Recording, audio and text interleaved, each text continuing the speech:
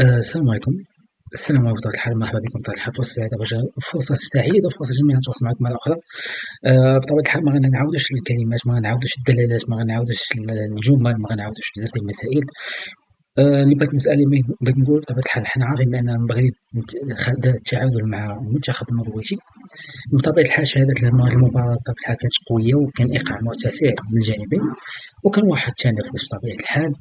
آه، كل فرقة حاولت أنها تقدم كل ما عليها وكل ما بغى ديالها، على أساس أنها باش تحقق الأهداف ديالها بالاعتماد على الانضباط التكتيكي، يعني والضغط وصناعة الفرص. هذه هي مسألة أساسية ومهمة بالنسبة للفريقين اللي يلعبوا عليها بطبيعة الحال، وفي نفس الوقت تشكيل خطورة بالنسبة للفريق على الفريق الآخر بطبيعة الحال. علاش؟ عبر صناعة الفرص بطبيعة الحال، وخلق مناطق الخطورة، يعني بطبيعة الحال لكل فريق على حدة، والتنظيم الجيد والاستفادة من بعض المساحات بطبيعة الحال، علاش؟ من أجل خلق فرص وتسجيل الأهداف. هذه هي مسألة أساسية مهمة. فبطبيعة الحال ما غنعاودوش مسألة أساسية مهمة، بدل أن خصنا واحد جوج ديال اللاعبين. أول حاجة، أول واحد هو الزلزولي، ثاني واحد هو مزمامي. فبطبيعة الحال هاد اللاعبين كيبقاو من الجانب التكتيكي، من الجانب الفني، من جانب الخطط الفنية بالنسبة للمدرب، من جانب الهجوم ورجوع الدفاع والقتالية والفعالية والمردودية. فهاد اللاعبين كيتعتبروا من أساسيين في المنتخب بطبيعة الحال. شاءت الأقدار أن واحد خاصنا نتسناو التقرير الطبي ديالو بعد 3 أيام بطبيعة الحال، على أساس باش غيكون في التشكيلة ولا غيكون خارج المساحة، يعني ديال المساحة أو التكتيك الفني بالنسبة للمدرب.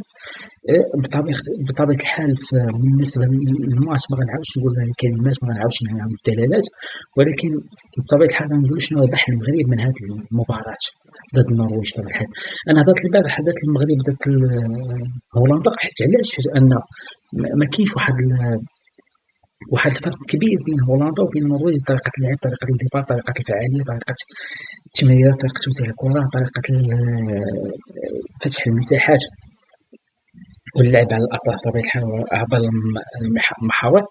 هذه المسائل هذه خلتني أنا نهضر على هولندا بدل النرويج، ولكن النرويج كتعتبر فريق نفس التكتيك الاستراتيجي والتكتيك الفني بطبيعة الحال الهولندي. بطبيعة الحال شنو استفدت المغرب؟ هذا هو السؤال المهم الأساسي بالنسبة لنا كامل اللي كيتسناو هو الاستفادة. أول حاجة اختبار حقيقي، يعني بطبيعة الحال أمام منتخب أوروبي قوي. غنقارنوا الفريق النرويجي بالفريق الاسكتلندي. والوقوف على جاهزية اللاعبين بطبيعة الحال بدنيا وتكتيكيا. بطبيعة الحال الوقوف على الجاهزية بدنيا وتكتيكيا بالنسبة للاعبين. أو ثالث حاجة اكتساب الثقة قبل المباراة الرسمية. حنا إذا بقات فترة بسيطة أو قصيرة أو أيام معدودة أو ساعات متوالية قريبة جدا بطبيعة الحال على انطلاق العرس الكروي العالمي. ورابع حاجة معرفة نقاط القوة والضعف قبل انطلاق المنافسة. هذه المسائل مهمة. أول حاجة اختبار حقيقي أمام منتخب أوروبي، الوقوف على الجاهزية، جاهزية اللاعبين بدنيا وتكتيكيا. ثالث حاجة اكتساب الثقة قبل المباريات الرسمية. ورابع حاجة معرفة نقاط الضعف والقوة قبل المنافسة بطبيعة الحال. هذه المسائل الأساسية مهمة قبل ما تبدأ المشوار بطبيعة الحال الكروي، أو مشوار العرس الكروي اللي غيكون في الولايات المتحدة الأمريكية بطبيعة الحال. دابا حنا قلنا هضرنا، يعني يعني شنو ربح المغرب؟ ماذا ربح المغرب من هذه المباراة؟ ثاني حاجة، شنو خاص يجي تحسينيا؟ ما الذي يجب تحسينه بطبيعة الحال؟ أول حاجة استغلال الفرص أمام المرمى، يعني ضيعنا بزاف ديال الفرص أمام المرمى بطبيعة الحال. كنخلقوا فرص، كنديروا واحد التكتيك، كتكون واحد الكرات متواترة بطبيعة الحال بين اللاعبين، عبر الخطوط، عبر الأجنحة، عبر يعني النوافذ، يعني المنفذ، سواء من الخط الوسط أو يعني الأطراف. ولكن الإشكال فين كاين؟ هو الفعالية أمام المرمى. هذه أول حاجة، استغلال الفرص. ثاني حاجة التركيز في الدقائق الأخيرة. حنا دايما عندنا واحد الإشكالية، سواء في البداية الدقائق، أو في الدقائق الأخيرة من الشوط، سواء من الأول أو الثاني. بطبيعة الحال كاينة الإشكالية هذه. هو التراخي بالنسبة للاعبين، كيوقع بعض اللاعبين، ما ندخلش في الأسماء باش ما ندخلش في نقاش عقيم، وثالث حاجة تقليل الأخطاء الفردية. بطبيعة الحال الهدف الثاني الهدف تعادل المنتخب النرويجي كان عبر خطأ بسيط، مراوغة لم تنل النجاح. بطبيعة الحال ثم انقلب السحر على الساحر بطبيعة الحال وتسجل هدف. تقلل الأخطاء الفردية، باغي تقلب مع كاينة طريقة وكاينة استراتيجية كيفاش دير لها. السلام عليكم.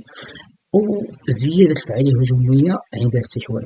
بطبيعة الحال هناك الاستحواذ الإيجابي والاستحواذ السلبي. الاستحواذ الإيجابي هو أنني كنخلق الفرص باش ندير الأهداف.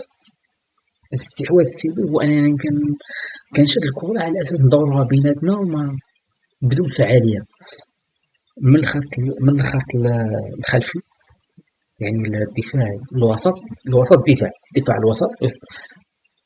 يعني هذا الاستحواذ هذا هو سلبي. بطبيعة الحال يعني خصنا نهضروا على واحد القضية، حضور المنتخب المغربي بعد المباراة. بطبيعة الحال هذه أساسية مهمة. بطبيعة الحال أول حاجة قبل المغامرة والدخول في مغامرة دولية عوز كروي دولية، بطبيعة الحال خاص المنتخب المغربي أنه المدرب هو دار المباراة على أساس أنه باش يكتشف اللاعبين من حيث الفعالية والمردودية والتنافسية بطبيعة الحال وجودة اللاعبين. بطبيعة الحال عبر اختيار واحد التوليفة أساسية مهمة اللي غتشارك في اللي غتشارك في المباراة، سواء ديال المنتخب البرازيلي أو اسكتلندي أو هايتي بطبيعة الحال. شنو هما النقاط اللي حنا محتاجينها؟ بطبيعة الحال النقاط اللي محتاجينها ذكرناها قبل، يعني هو الحسم الهجومي. الحسم الهجومي كاين إشكال كبير، على أساس أنه تسديد أمامه أو تسجيل الأهداف أمامه أو قلب هجوم. كاين واحد الإشكال كبير، كاين السيباري ياك، يعني في بعض الأحيان كيكون واحد التراخي، كيكون واحد عدم ردودية أو كيكون واحد المجهود يعني متضاعف لكن بدون فعالية بطبيعة الحال. أو أي كعبي كاين إشكال ما عرفتش ما غنناقش هذا الإشكال هذا، ما غنطرحوش هذا الإشكال الكعبي. كاين شي إشكال عند الكعبي. نتمنى حيت السيباري والكعبي نتمنى أن يداركوا المواقف ديالهم، يحاولوا يحسنوا الأخطاء ديالهم، يكتسبوا المعرفة ديالهم الكروية. بطبيعة الحال عندهم خبرة، عندهم محترفين، عندهم معنويات، عندهم واحد طريقة اللعب، استراتيجية اللعب، تسجيل الأهداف في المباريات الدولية. نتمنوا أن هذه المسائل هذه تطبق على أرض الواقع بطبيعة الحال. المسألة الأساسية المهمة هي هذه المباراة ما بين المنتخب المغربي والمنتخب النرويجي هي إيجابية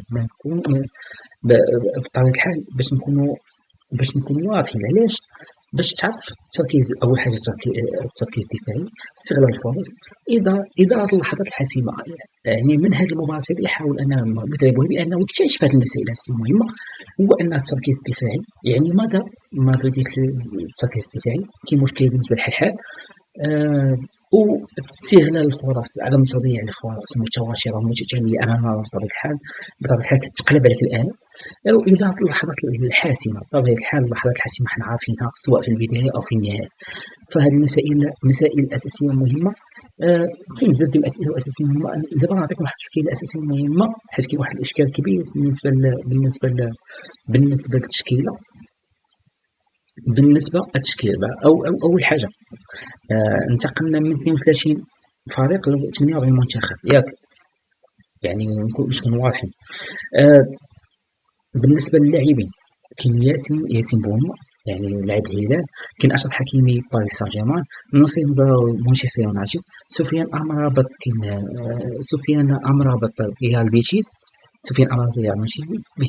نايف أكد أولمبيك مارسيليا، أيوب بوعدي الليل، شمس الدين الطالبي ستراند، عز الدين أمناحي جيرونا، سفيان ماحي العين الإماراتي، إبراهيم دياز ريال مدريد، السيباري اندهوفن، منى المحمدي النهضة بركان، زكريا الوحدي جينيك بطبيعة الحال، عيسى ديوب فولهام، سامي المرابط ستراسبورغ، ياسين ستراسبورغ، عبد الصمد الزلزولي ريال بيتيس، شادي رياض كريستال بالاس، يوسف بن العمري الأهلي المصري، أيوب الكعبي أولمبيكوس، أيوب أيومي فرانكفورت، أحمد رضا التكناوي جيش ملكي، بلال أخنوس شوغارات، نبيل العناوي روما، رضوان الحلحال شيلين البلجيكي، أنس صلاح الدين إيدهوفن. أول حاجة المسألة الأساسية مهمة اللي بغيت نقولو، الأساسية مهمة بطبيعة الحال اللي بغيت نقول هو أن مثلا سفيان ياسين بونو، حنا هذه القضية متفقين فيها بالنسبة للحارس الماما، كاين ياسين بونو وكاين المحمدي، حنا قلنا ياسين بونو ما كاينش نقاش، أشرف حكيمي بطبيعة الحال كيبقى أساسي، مسألة أساسية. نصير مزراوي مدافع بطبيعة الحال، هنا غيكون واحد الإشكالية كبيرة بالنسبة لنصير مزراوي بأنه دابا تعرض للإصابة،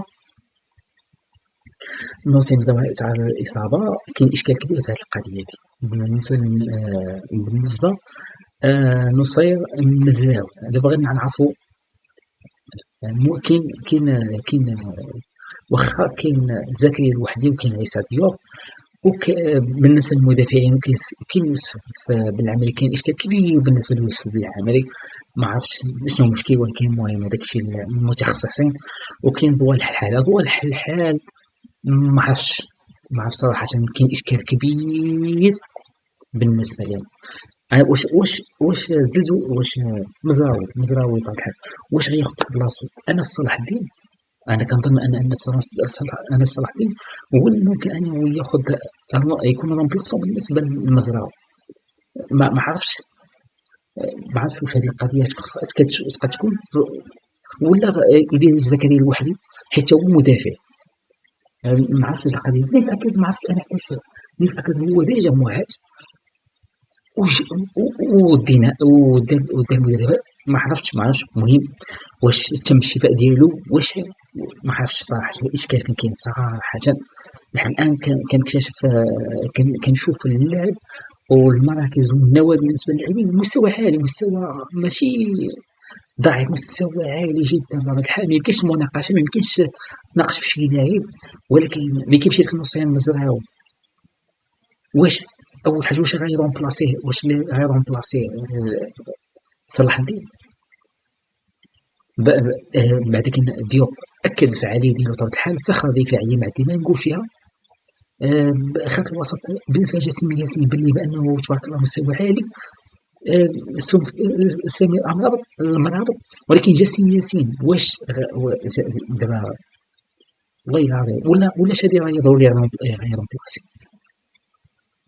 صراحة. بالنسبة للتشكيلة كاين إشكالية كبيرة بطبيعة الحال، مشاو لك جوج، خاص تلقى أحسن لاعب اللي غيقدر رومبلاسي جوج ديال اللاعبين، هذاك بيتيس ديال الزلزولي ومزراوي صراحة أنا ما عرفتش.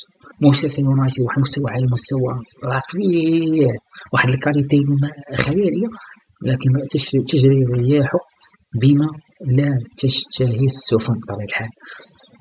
نطلبوا من الله خير، حنا طحنا في واحد مجموعة الست اللي غتكون مع البرازيل وغتكون مع هايتي وغتكون مع اسكتلندا.